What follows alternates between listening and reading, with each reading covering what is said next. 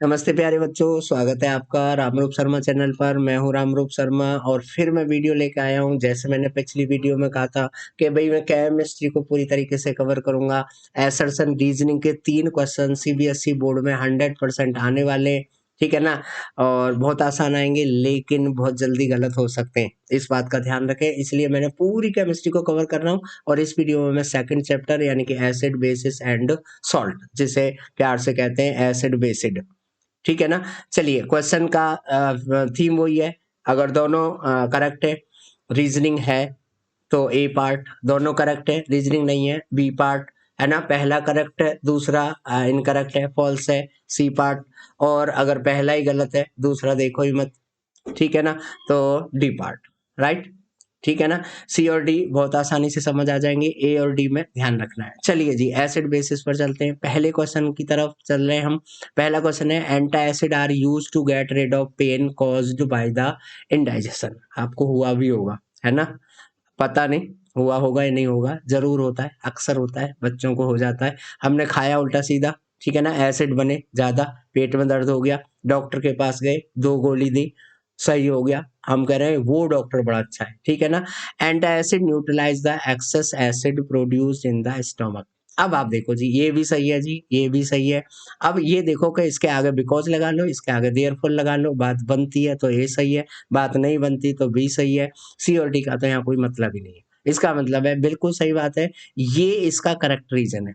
इसका मतलब है इसका ए ऑप्शन बिल्कुल सही निकलेगा, बिल्कुल क्लियर होगा, समझ आ गया होगा, ठीक है। चलिए जी, आगे चलते हैं क्वेश्चन नंबर 2 की तरफ, ठीक है ना। क्वेश्चन नंबर 2 में देखें, tooth decay start when the pH of mouth is lower than 5.5। देखो, पीएच 5.5 से नीचे गिरेगी, इसका मतलब एसिडिटी बढ़ेगी। एसिडिटी बढ़ेगी तो दांत डिके हो सकते हैं, ठीक है ना। बी से स्टिंग लीव्स, बी का जो स्टिंग है, लीव, वो छोड़ता है एक acid which cause pain and irritation. आपको ऐसा हुआ है या नहीं हुआ है ना। मधुमक्खी काट लेती है, बहुत तगड़ा दर्द होता है ना, स्वेलिंग भी आती है। ऐसा दर्द होता है ना, ज्यादा आप दिखा सकते हो ना चुप रह सकते हो। इसका मतलब ए भी सही है और बी भी सही है, लेकिन ये फिर वही भानुमति ने कुड़वा जोड़ा, ठीक है ना। इसका इससे कोई लेना देना नहीं है, ठीक है ना। इसका मतलब ये है कि इसका करेक्ट रीजन नहीं है, मतलब इसका एक्सप्लेनेशन ये नहीं है, इसका एक्सप्लेनेशन ये नहीं है। इसका मतलब ए नहीं है, बी करेक्ट होगा यहाँ पर ए करेक्ट हुआ था। चलिए तीसरे पर आ जाते हैं, एसर्शन में, strength of acid and base depend on the number of hydrogen ion और ओ एच आयन। तो भाई ये तो हम पढ़ते जा रहे हैं, ठीक है ना। एसिड की डेफिनेशन भी यही है, बेस की डेफिनेशन यही है, बिल्कुल सही है, मान गए जी उस्ताद। चलिए आगे रीजनिंग पढ़ा, the process of dissolving an acid और base in water is highly endothermic. Question number 3 की बात कर रहा हूं भाई, ये तो गड़बड़ी हो गया भाई। एसिड और बेस को जब हम मिलाते हैं तो भैया बहुत हीट प्रोड्यूस होती है, एक्सोथर्मिक होता है। तो ये गलत, बात खत्म, है ना, रिलेशन देखने की जरूरत नहीं। इसका मतलब क्या है कि इसका सी पार्ट बिल्कुल सही है। चौथे क्वेश्चन की तरफ आ जाते हैं फटाफट से। ध्यान रखना है, बहुत इजी क्वेश्चन आएंगे, लेकिन रीजनिंग है या नहीं है वहां पर थोड़ी सी दिक्कत हो सकती है। मुझे लग रहा है ट्रू फॉल्स करेक्ट इनकरेक्ट तो आपको समझ आ ही जाएगा, पक्का समझ आ जाएगा, ठीक है ना। पक्का जब भी समझ आएगा जब ठीक से पढ़ेंगे, मेरी वीडियो को पूरा देखेंगे, चैनल को सब्सक्राइब करेंगे, है ना। दूसरे अपने दोस्तों को भी बताएंगे कि भाई इस चैनल पर आ जाओ। अब मैं आप इस वीडियो में ये सीरीज जो है, यहाँ पर मैं असर्शन रीजनिंग केमिस्ट्री के लेके आया हूँ, फिर फिजिक्स के लेके आऊंगा, फिर बायो के लेके आऊंगा, ठीक है ना। फिर ओवरऑल लेके आऊंगा, ओवरऑल, क्योंकि क्वेश्चन 3 ही आने भाई, इतने सारे क्वेश्चन नहीं आने, केवल 3 क्वेश्चन, नंबर 14, 15 और 16, ठीक है ना। 17, 18, 19, 20 जो है वो श्योर्स बेस हो जाएंगे, राइट, जिसमें 5-5 ऑप्शन होंगे, 5-5 क्वेश्चन होंगे, एक श्योर्स के 4 करने होंगे, ठीक है। वो भी खतरनाक होंगे, या तो 0 या तो 1, आधा नहीं मिलेगा, ठीक है ना।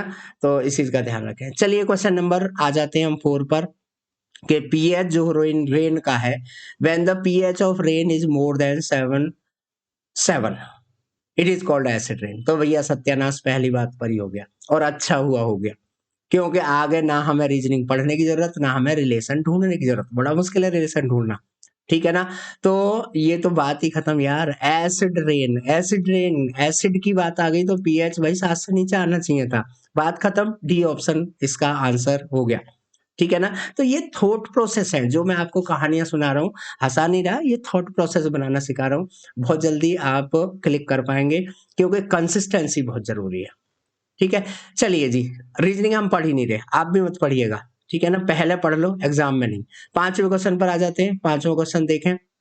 Important product from chlor alkali process are hydrogen chlorine and sodium hydroxide. पांचवा क्वेश्चन है भैया, बिल्कुल सही बात है यार। क्लोर एल्कली प्रोसेस है ना, ब्राइन, ये सब चीजें तो बहुत जरूरी, टीचर है ना खूब अच्छे से रटाते हैं। तो बिल्कुल हाइड्रोजन बनता है, बिल्कुल क्लोरीन बनती है, बिल्कुल सोडियम हाइड्रोक्साइड बनता है। क्लोर एल्कली कहते ही इसलिए हैं भैया, एल्कली क्लोर, राइट।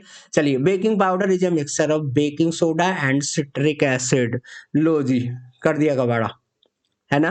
अब यहाँ पर इसका वो देखो भैया, पांचवा क्वेश्चन की बात कर रहा हूँ भाई, पांचवें क्वेश्चन की। Baking powder is a mixture of baking soda and citric acid. ठीक है, ध्यान से समझिए, दोनों स्टेटमेंट करेक्ट है, लेकिन रिलेशन कुछ नहीं है ना। रिलेशन कुछ भी नहीं है, रिलेशन नहीं है तो बी पार्ट सही है ना, ए पार्ट नहीं है, ध्यान रखना है। Washing soda is the sodium carbonate hexa hydrate. ठीक है ना। छठे क्वेश्चन पे तो भैया रुक जाओ, ये क्या है? हेक्सा हमने कभी नहीं पढ़ा भाई, है ना। हमने क्या पढ़ा था, जल्दी बताओ क्या पढ़ा था? डेका पढ़ा था भैया। पहला ही पार्ट कर दिया, हमारा काम आसान कर दिया। पहला पार्ट गलत है, दूसरे पार्ट को पढ़ो ही मत। जब पहला पार्ट गलत है तो डी सही है ना। अपने आप खत्म कहानी। सोडियम कार्बोनेट डेका हाइड्रेट होता है, पता होगा आपको, नहीं पता तो अब पता लग गया। डेका 10, 10। ठीक है ना। चलिए जी, सातवें क्वेश्चन पर आ जाते हैं। कॉपर सल्फेट के जो क्रिस्टल होते हैं, ठीक है ना, मैं थोड़ा सा ऊपर ले जाता हूँ, आपको थोड़ी दिक्कत हो रही हो तो। Copper crystal which seem to be dry contain water of crystallization. लो जी, ये बात तो खूब सुनी होगी आपने। क्वेश्चन नंबर 7 है भाई, ठीक है ना। तो ये बात बिल्कुल सही है जी, बिल्कुल ही सही है। और प्लास्टर ऑफ पेरिस का फॉर्मूला भैया, ये तो क्या हुआ, ये तो क्या हुआ। प्लास्टर ऑफ पेरिस का जो फॉर्मूला है, ये नहीं होता। क्या होता है, 3 की जगह 1 बना दो तो हो जाएगा, लेकिन ऐसे बनाना नहीं है। जब बोर्ड का पेपर आए, कोई करेक्शन नहीं भैया, जो लिखा है तो है। आपके जो इन्विजिलेटर है थोड़ा बहुत हेल्प कर सकते हैं, करेक्शन नहीं कर सकते। ठीक है ना। तो दूसरा गलत है, पहला सही है। सी पर फटाक से आप यहाँ पर अ, लगा दो जी, पूरा 1 नंबर मिलेगा, है ना।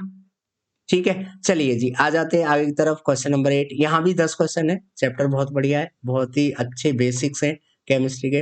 Plaster of Paris is used in toys. POP भैया बड़ा अच्छा चीज है, आता ही आता है क्वेश्चन। टॉयज में, मटेरियल फॉर डेकोरेशन में, मेकिंग सरफेस स्मूथ, तो ये तो सुना होगा जरूर। पीओपी लगा रहे हैं भाई, ठीक है ना। बहुत सुंदर सुंदर छतें बना लेते हैं लोग, है ना। सीलिंग बना लेते हैं, छत नहीं सॉरी, सीलिंग बना लेते हैं, है ना। कहीं कोई छेद हो, कहीं क्रैक हो, उसमें लगा देते हैं। ठीक है ना। तो और भाई बोन को सपोर्ट करने के लिए भी यूज किया जाता है। तो 8वें क्वेश्चन में तो भाई ये बात बिल्कुल सही है। इसका रीजनिंग देख लेते हैं। Bleaching powder use for making drinking water for free from germs. ये भी सुना होगा आपने, ब्लीचिंग पाउडर डिसइंफेक्टेंट है। ठीक है ना, दोनों सही है। अब लेकिन वही भानुमति ने कुंडवा जोड़ा, समझ गए ना। यानी कि पहले का दूसरे से कोई रिलेशन नहीं है, इसका मतलब है इसका भी बी ऑप्शन बिल्कुल ही सही होगा। क्वेश्चन नंबर 8, 9 पर आ जाते हैं। Salt of strong acid and strong base, दोनों स्ट्रॉन्ग है भैया, है ना। है पीएच लेस देन 7। लो जी, ये तो गड़बड़ हो गया यार। दो पहलवान जब लड़ रहे, ठीक है ना, दो स्ट्रॉन्ग, दोनों स्ट्रॉन्ग, दोनों स्ट्रॉन्ग अगर लड़ रहे हैं तो भाई कोई हारेगा थोड़ी ना, नहीं हारेगा ना, ना कोई जीतेगा, दोनों बराबर पे छुटेंगे। तो ये तो पहला ही गलत हो गया, काम आसान हो गया भैया क्वेश्चन नंबर 9 में। दूसरा पढ़ो ही मत, क्यों पढ़े जी, हमें पता है पहला गलत, तो डी सबसे लास्ट में नंबर दे दो। ठीक है। Hydrochloric acid help in the digestion of food in the stomach, ये तो सुना होगा भाई खूब, है ना। गैस्ट्रिक जूस सुना है ना। हाँ। तो the strength of acid depend upon the number of hydrogen ion, तो ये बात भी बिल्कुल सही है भाई। हाइड्रोजन आयन वाटर में डिजोल्व होने पर जितने प्रोड्यूस होते हैं उतना अच्छा, उतना ज्यादा एसिड होता है।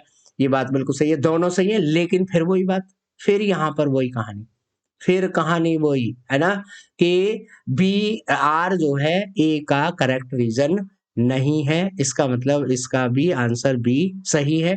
तो इस तरीके से आपको क्वेश्चन करने, आपके मार्क्स को कोई कहीं भी नहीं दिला सकता है। आप सोच रहे होंगे 3 नंबर में सर, 3 नंबर में इतनी कहानी, एक चैप्टर के 10 क्वेश्चन, भाई ये 3 नहीं है, आपकी गलतफहमी है। मैं तो असर्शन रीजन के बहाने आपको 1 mark, multiple choice question, 2 mark के क्वेश्चन, वो सारे क्वेश्चन इसके अंदर आ रहे हैं ना।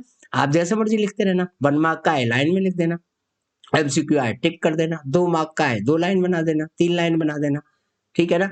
तो इस तरीके से मेरे साथ में बने रहिए। मैं नेक्स्ट चैप्टर यानी कि मेटल नॉन मेटल के, और फिर कार्बन कार्बन कंपाउंड, फिर क्लासिफिकेशन ऑफ एलिमेंट, फिर केमिस्ट्री कंप्लीट करेंगे। वीडियो को शेयर ज्यादा से ज्यादा करें। Thank you so much and all the very best.